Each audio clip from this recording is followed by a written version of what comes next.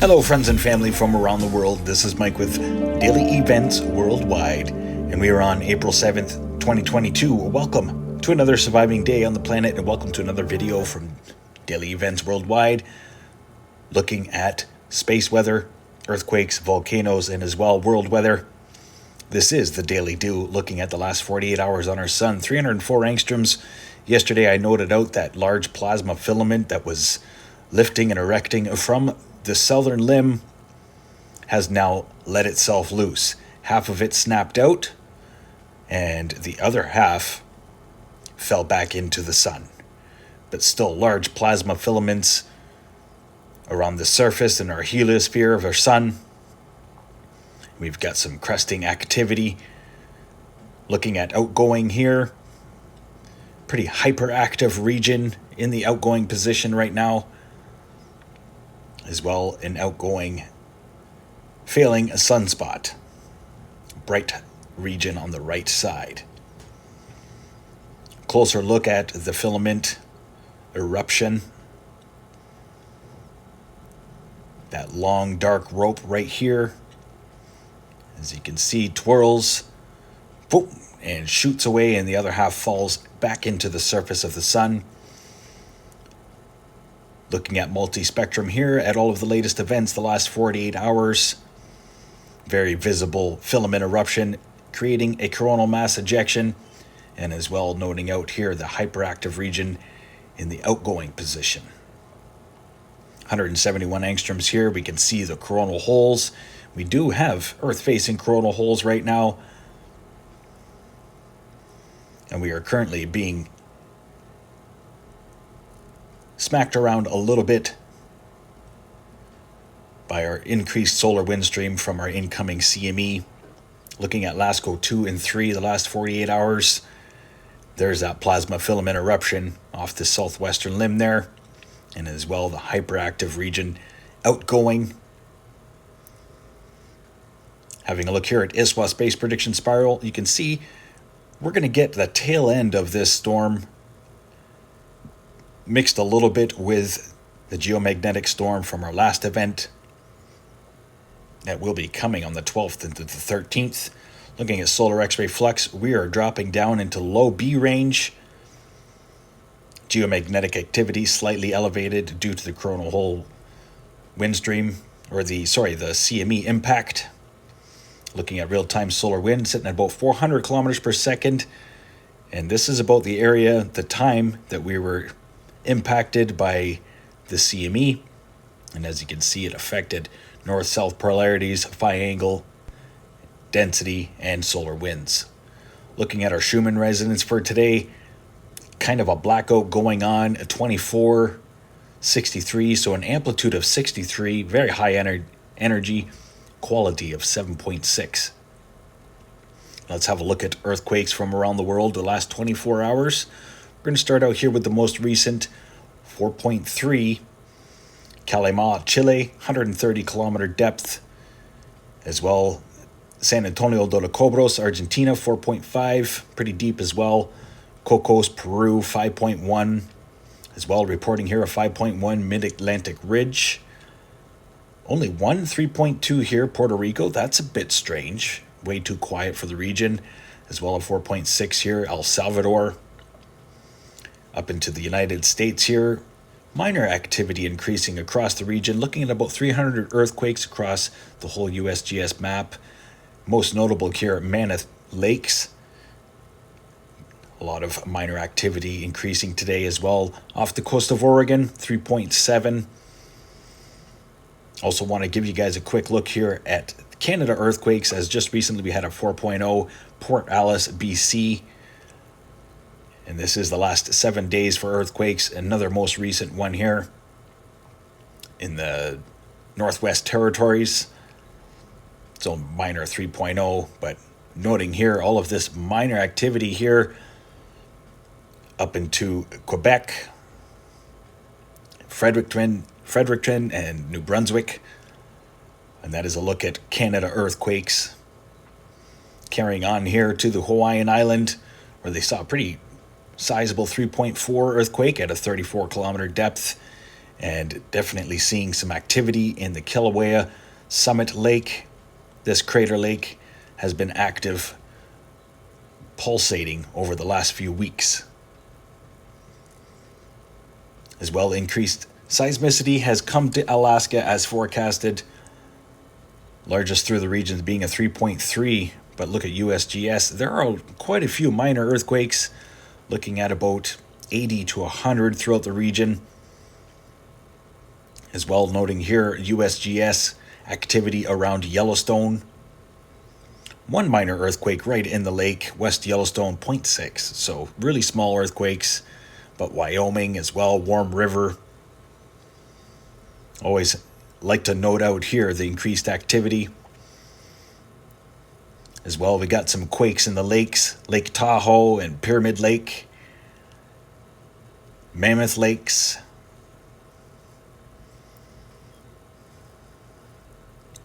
As well, activity up into the Pacific Northwest. 2.9 there, Mammoth Lakes. Carrying on here around the world, over to Japan, Izu Islands, Japan 4.6, and as well a 4.7 in there. Shinshiro, Japan 4.7. Naha, Japan 5.0 earthquake here in Cabra, Philippines, as well a 4.5. Talagutong, Philippines, and a very deep earthquake here, 4.3. Los Palos, Timor-Leste, 430 kilometer depth. As well, Indonesia seeing a lot of 4s through the region, 4.8, ranging 4.5 to 4.8. As well, China, 4.4. Rare earthquake here in Polkowice, Poland, 4.7. And as well, a 4.4. Greece, and a 4.9 here in Nanja, Malawi, Africa. And that's a look at the last 24 hours. Give you a quick glance here at the last 7 days across the planet.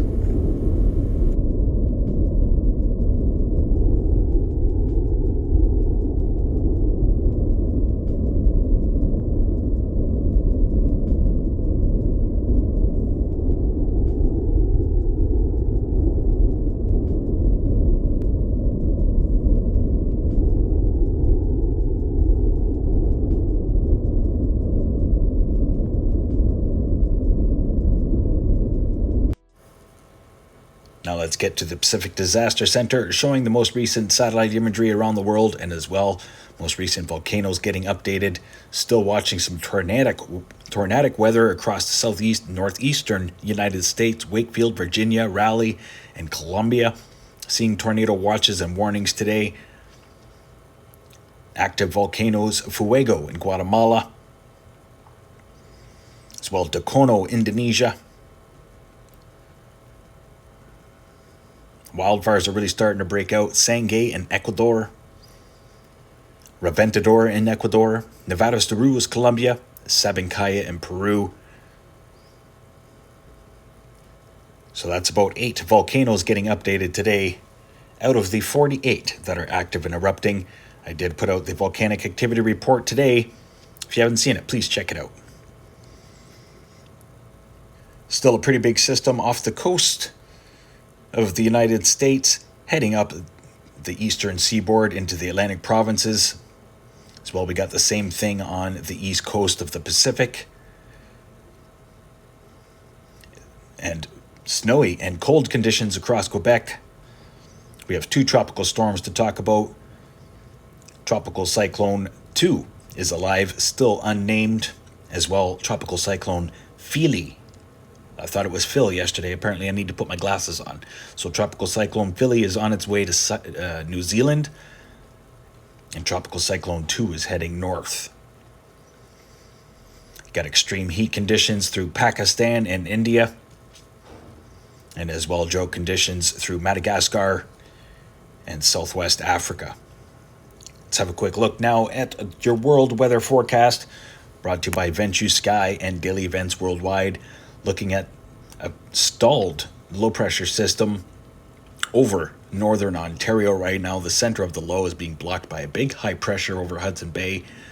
Watch for that to fuel down cold temperatures So they're going to linger here for the next few days, and you've got a big low coming out of the Canadian prairies this week, racing eastwards through Hudson Bay, and you've got extreme weather here with a low coming out of Colorado. Looks like 13th to the 15th, that's going to be bringing a mess across the United States, as well overlooking South America. No major weather systems coming your way except for next Wednesday into Thursday. Could see some extreme weather through Argentina border. Daily evaporation rains across Central Africa. They're set to increase here in the long-range forecast through that region there, and that is where our hurricanes form for the Atlantic. Overlooking Europe. Long range, you got a low pressure system heading into Morocco.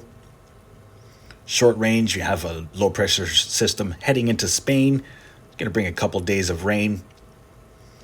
Overlooking Southeast Asia and Philippines, Indonesia.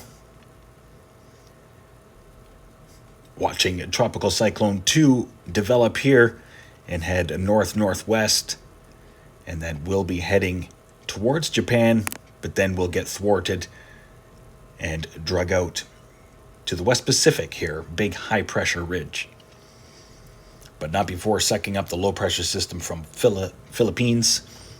Overlooking Australia, Southeast Australia, watch for rains to continue here as that tropical cyclone heads southwards towards New Zealand. Watch for that to increase. Waves of moisture being caught up in the convergence line there. Next Tuesday into Wednesday, watch for extreme weather along the coastline and as well parts of Northern Territory.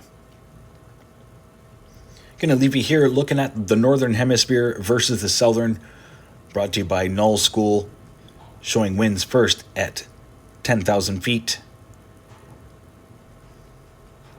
and then a little bit lower here to really show our jet stream. Big Omega block hanging out over the Hudson Bay right now. Definitely changing things in the future here. Thanks for watching today. This has been Mike with Daily Events Worldwide. Stay aware and prepared. Stay young and have fun. And get your daily due. Bye-bye now.